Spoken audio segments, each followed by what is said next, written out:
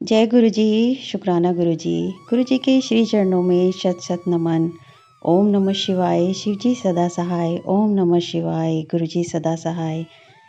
संगत जी, अगर आपने ये सत्संग सुनना शुरू किया है तो इसे पूरा सुनिए, क्योंकि इस सत्संग में गुरु जी ने हर शब्द में अपनी दिव्य ऊर्जा छोड़ी है और वो चाहते हैं कि वो ऊर्जा आप तक पहुँचे, आपके आसपास फैले, आप उसे महसूस करें।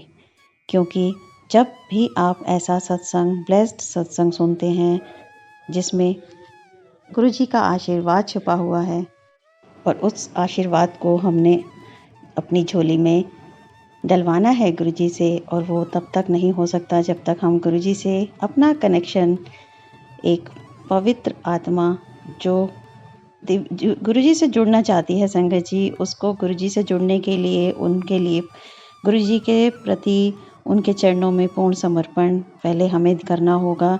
और जो गुरु जी की सत्संग होते हैं उसमें बहुत कुछ ऐसा होता है जो गुरु जी हमें बताना चाहते हैं, तो उन सत्संग को सुनना भी हमारा एक फ़र्ज़ है।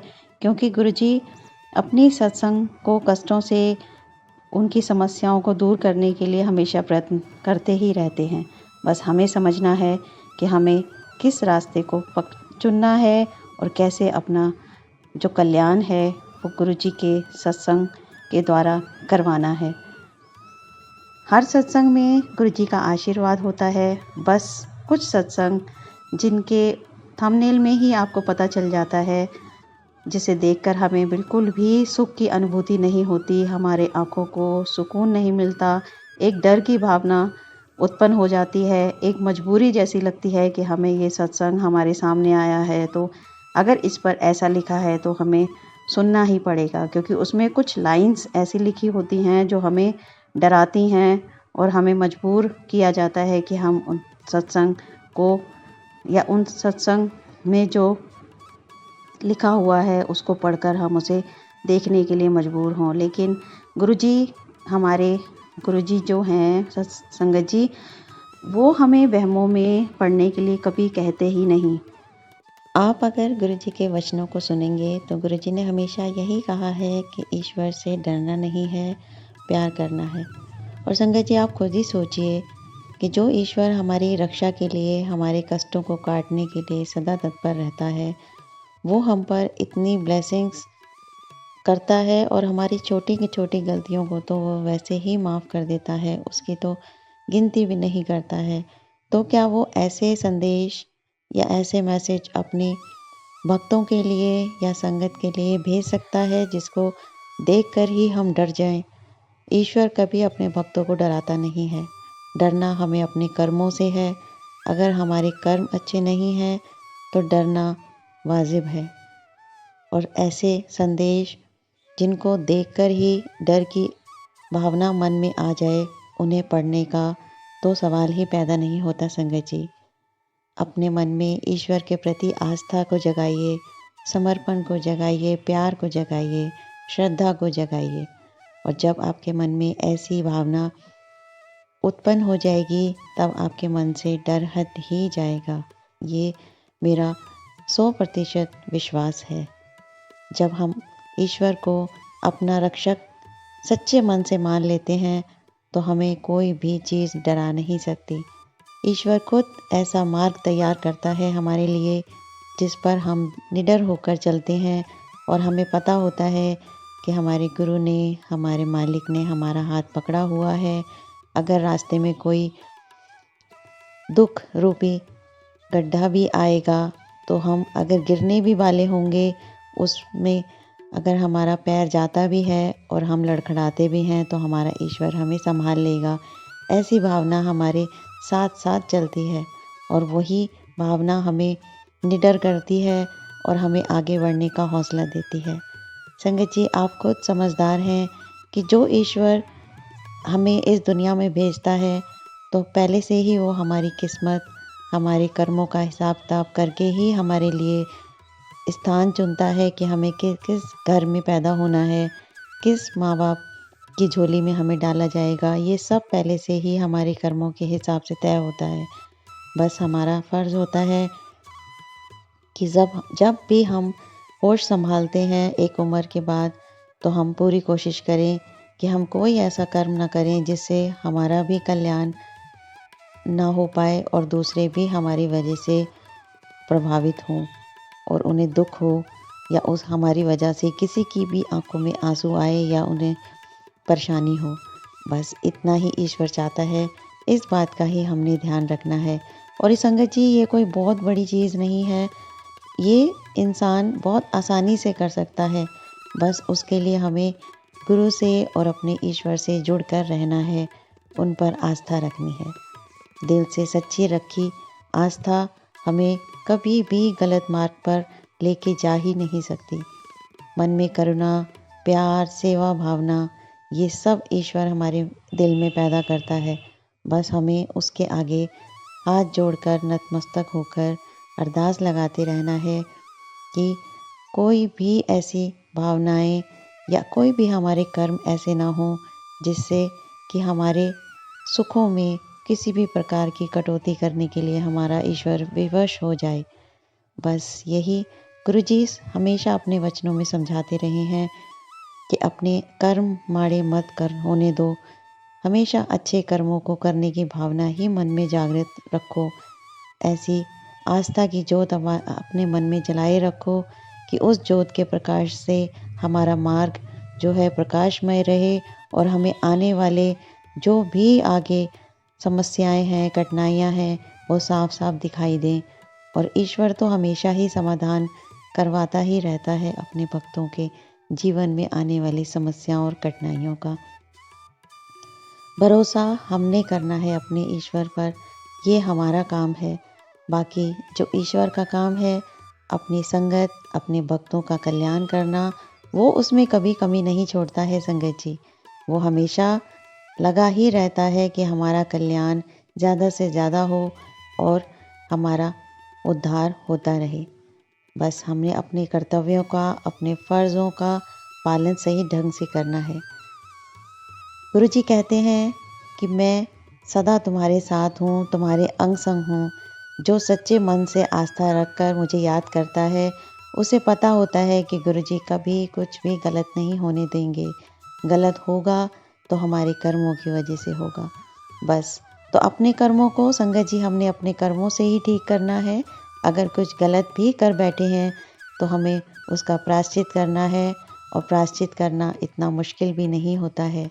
कुछ ऐसे काम, कुछ ऐसे कर्तव्य पूरे कीजिए, अपने कर्म कुछ ऐसे अच्छे कर दीजिए कि हमारे गुरुजी सोचने पर मजबूर हो जाएं कि इसका फल जो दुखों के रूप में आना है उसको वो पलट सकें। हाँ, थोड़ा बहुत तो प्रभावित होता ही है जीवन, क्योंकि जीवन बना ही दुख और सुख से है।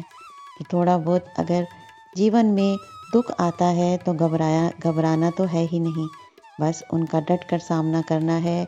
उनके समाधान जो भी हैं वो गुरुजी और हमारे ईश्वर हमें प्रदान करते ही रहते हैं। बस हमें समझना है संगत जी, और समझने के लिए गुरुजी हमेशा हमारे साथ खड़े हैं। वो वक्त वक्त पर ऐसे संदेश अपनी संगत के लिए भेजते ही रहते हैं जो उनके कल्याण के लिए काफ़ी होते हैं। बस कुछ चीज़ें हैं जिनका हमें ध्यान रखना है। ये जो भी गुरुजी के नाम पर डराने धमकाने वाली चीज़ें हैं, उनसे अपने आप को दूर रखिए, क्योंकि जीवन में बहुत कठिनाइयाँ हैं, बहुत दुख हैं, और दुखों को अपने मत बढ़ाइए। और गुरुजी के नाम पर जो भी गलत हो रहा करने की कोशिश कर रहे हैं, उन्हें बढ़ावा मत दीजिए। हम समझदार हैं संगत जी, और हमें पता है कि हमारा ईश्वर हमारे कल्याण के लिए सदा तत्पर है। बस उसे अपना काम करने दीजिए, और ऐसा अपने ईश्वर या अपने गुरुजी को मत दिखाइए कि हम आपके नाम पर गलत चीज़ें चुन रहे हैं और उन पर अमल कर रहे हैं या उनको बढ़ावा दे रहे हैं। ये भी कर कर हम अपने मालिक और अपने गुरु महाराज का अपमान करते हैं, क्योंकि हमें पता है कि ईश्वर कल्याण के लिए है, उद्धार के लिए है, प्यार करने के लिए है, आस्था रखने के लिए है। बस इतना छोटा सा काम करना है। संगत जी, अपने जीवन को सुखमय बनाने के लिए कुछ भी स्पेशल करने की ज़रूरत नहीं होती है। गुरु महाराज ने अपने वचनों में यही समझाया है कि अपने ईश्वर से प्रेम करना हर भक्त का, हर संगत का एक सबसे पहला कर्तव्य है। और ये प्रेम हमें हर उस कठिनाई से निकाल कर ले जाता है जिससे हम घबरा जाते हैं। और इस घबराहट को दूर करने का बीड़ा हमारे ईश्वर ने उठाया है, हमारे गुरु महाराज ने उठाया है। सबसे पहले तो शुक्राना सारी संगत जी का, जो गुरु महाराज के ऊपर पूरी आस्था रखी है और जो उन्हें अपना सब कुछ मानती है और उन पर विश्वास रखती है कि गुरु महाराज सदा हमारे अंग संग हैं, हमारी कठिनाइयों को दूर करने के लिए सदा वो तत्पर हैं। गुरु महाराज पर इतना विश्वास ही गुरु महाराज को सम्मानित करने के लिए काफ़ी है। गुरु महाराज इतने ही करने भर से बहुत ही खुश हो जाते हैं कि मेरी संगत मुझ पर विश्वास करती है। और संगत जी, जो भी गुरु महाराज पर विश्वास करता है, आप मानिए गुरु महाराज छोटी हो या बड़ी हो, कोई भी समस्या हो, उसका समाधान अपने संदेशों द्वारा संगत तक पहुंचाते हैं। और मोटिवेशन करने के लिए भी बहुत सारे संदेश अपनी संगत के द्वारा अपनी नई संगत के लिए सदा भेजते ही रहते हैं। बस उन पर विश्वास रखिए, आस्था रखिए। गुरु महाराज कोई भी गलत नहीं होने देंगे, कुछ भी गलत नहीं होने देंगे अपनी संगत के जीवन में।